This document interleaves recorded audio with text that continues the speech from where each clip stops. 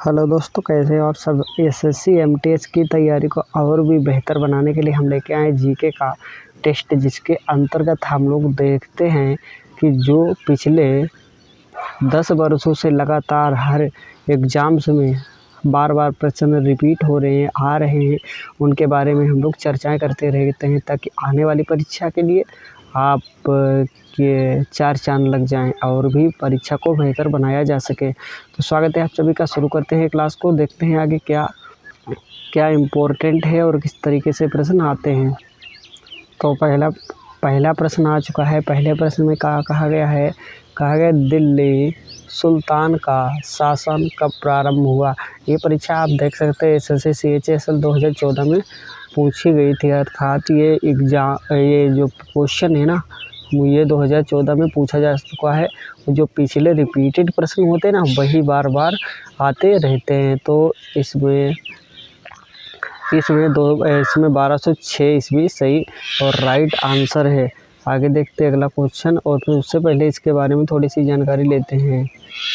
दिल्ली सल्तनत का शासन 1206 ईस्वी से शुरू होता है। इस वर्ष मोहम्मद गोरी की मृत्यु के पश्चात कुतुबुद्दीन ऐबक का औपचारिक राज्यारोपण लाहौर में किया गया। यह दिल्ली का पहला तुर्क शासक था। इसे भारत में तुर्की राज्य का और दिल्ली सल्तनत का संस्थापक माना जाता है, किसे इल्तुतमिश को।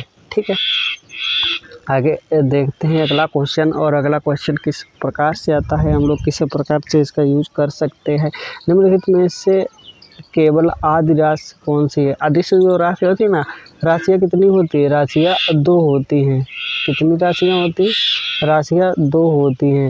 एक तो होती है अदिश और दूसरी होती है सदिश। क्या होती है, सदिश। एक होती है अदिश और एक होती है सदिश। ये साइंस का क्वेश्चन है और ये कब आया था, एसएससी MTS 2006 में पूछा गया था और आगे भी पूछे जाने की संभावना है। तो इससे ये अदिश राशि आया ना, तो राशियों के जितने भी प्रश्न बनते हैं आप अपनी लुसेंट की बुक में सारे के सारे रिपीट कर लीजिए, आपके कवर हो जाएंगे। अदिश राशि क्या होती है, सदिश राशि क्या होती है, आपको शुरू से लेके अंत तक पढ़ना है। तो प्रश्नों का माध्यम क्या है कि आपको एक आइडिया देते हैं, एक मार्ग बताते हैं किस प्रकार से प्रश्न आने वाले हैं और किस प्रकार से प्रश्न पूछे जाएंगे। ठीक है, तो इसमें कौन सी ऊर्जा इसका सही जवाब है।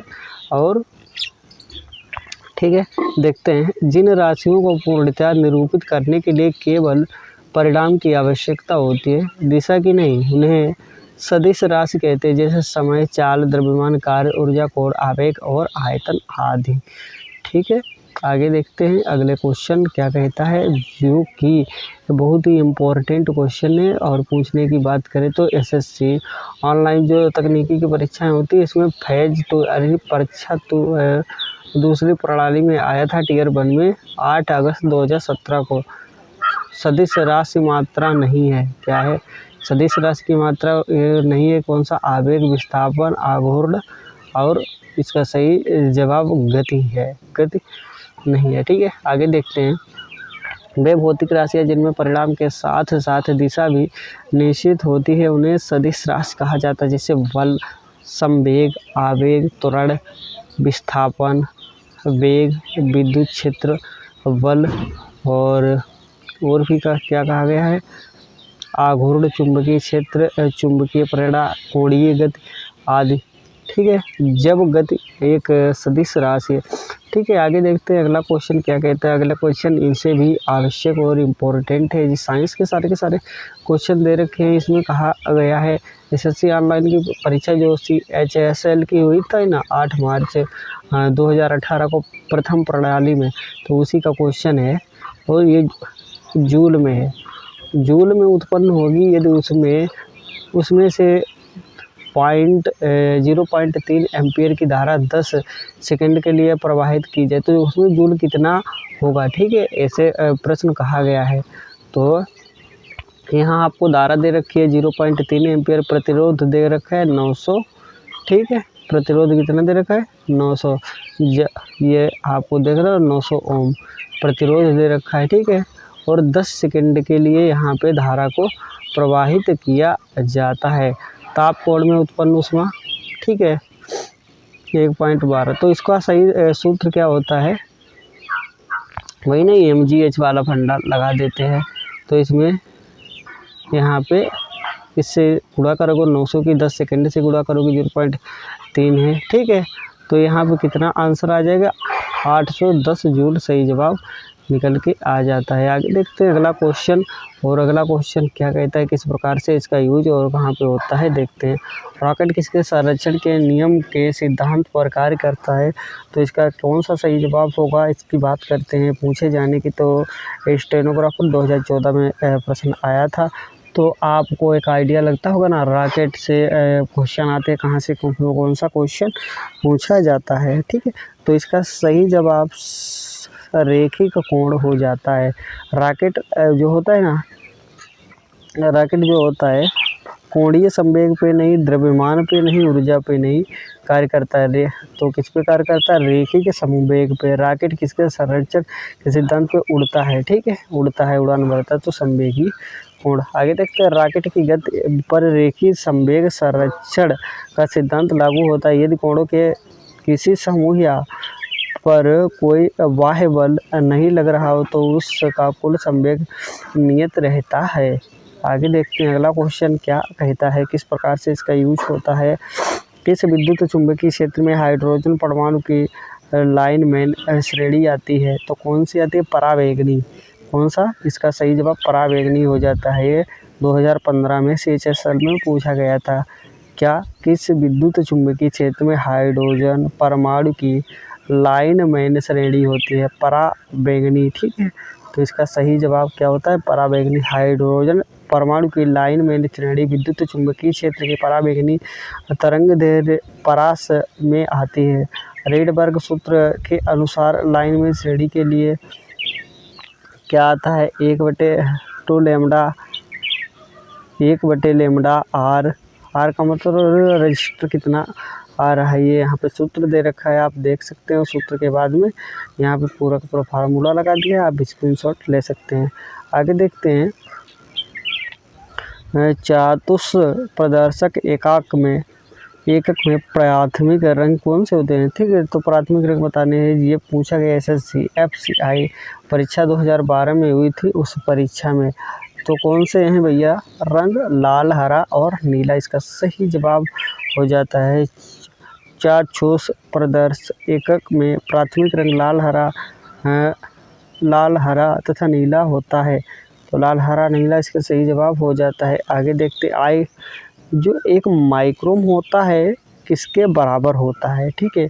ये पूछने की बात की जाती है, तो SSC CHSL 2014 में पूछा गया था। तो एक माइक्रोम किसके बराबर होता है, ठीक है। एक माइक्रोम 10/6 मीटर के बराबर होता है, ठीक है। और 10 जो होता है नैनोमीटर होता है। इतने की बात की जाए तो पिकोमीटर होता है, इतने की बात की जाए तो 1 सेंटीमीटर होता है। ये राशियाँ हैं, आप देख सकते। आगे देखते हैं, मानव शरीर का प्रतिरोध लगभग कितना होता है, ठीक है, शुष्क दशा में। तो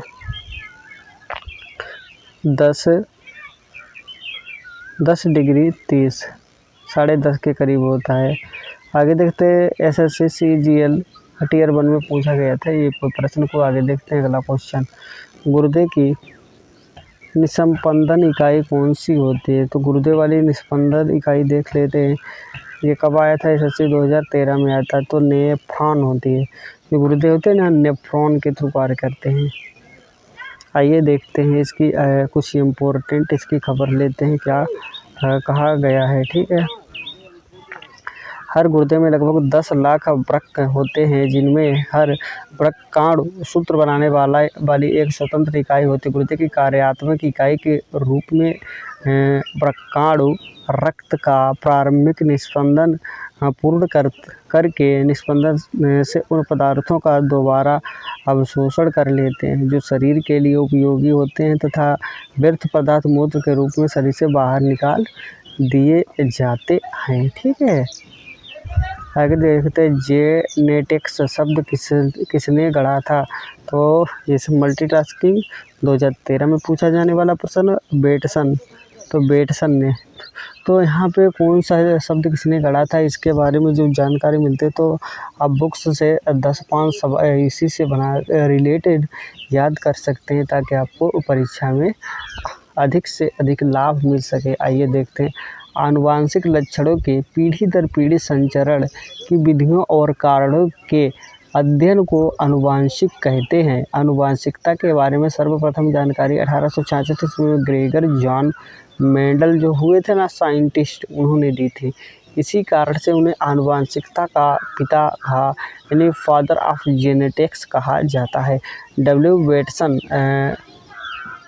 ने वर्ष 1905 ईस्वी में सर्वप्रथम जेनोटाइप्स अथवा आनुवांशिक शब्द का प्रयोग किया था।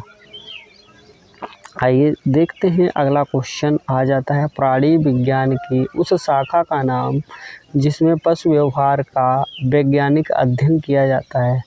ठीक है, तो ये पूछने की बात की जाती है तो सीजीएल 2014 में प्रश्न आया था। इसका सही जवाब इथोलॉजी होता है। तो इथोलॉजी के अंतर्गत प्राणी विज्ञान की उस शाखा का नाम जिसमें पशु व्यवहार का वैज्ञानिक अध्ययन किया जाता है। ठीक है, तो आइए इसके बारे में थोड़ी सी इम्पोर्टेंट जानकारी। प्राणी विज्ञान की जिस शाखा में हर पशु व्यवहार का वैज्ञानिक अध्ययन करते हैं वह इथोलॉजी कहलाता है। इस परिस्थिति मनोवैज्ञानिक शारीरिक संरचना विज्ञान से संबंधित है। आगे देखते हैं अगला क्वेश्चन आ जाता है और अगला क्वेश्चन क्या कहता है, किस प्रकार से इसका यूज होता है। मनुष्य का मस्तिष्क कितने भागों में बटा होता है। जो मेन ब्रेन होता है ना, कितने भागों में विभाजित होता है।